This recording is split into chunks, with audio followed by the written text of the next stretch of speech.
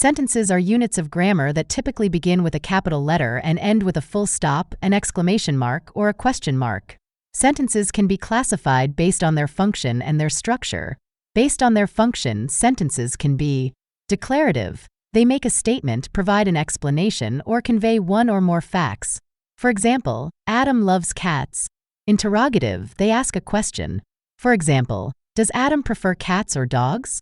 Imperative, they give an order or an instruction. For example, don't pat the dog. Exclamative, they express a strong opinion or surprise. For example, what a lovely cat you have.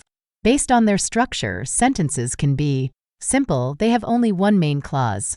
For example, Magda loves dogs. Compound, they have two or more main clauses joined by a coordinating conjunction. For example, Magda loves dogs but Adam loves cats.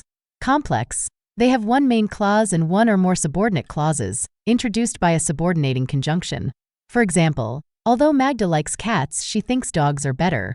A clause is a basic unit of grammar that must contain a verb which can be finite or non-finite. A main clause can form a sentence on its own, while a subordinate clause depends on a main clause to complete its meaning. If you want to learn more about sentences, you can check out these websites that I found using my web search tool. Sentences Grammar Cambridge Dictionary. This website offers clear and simple grammar explanations and examples for different types of sentences. Sentences in English Grammar Lingolia. This website has interactive exercises and tests to help you practice and improve your sentence skills. All the common types of sentences explained Grammarly. This website has a grammar app that helps you to write with correct and confident sentences.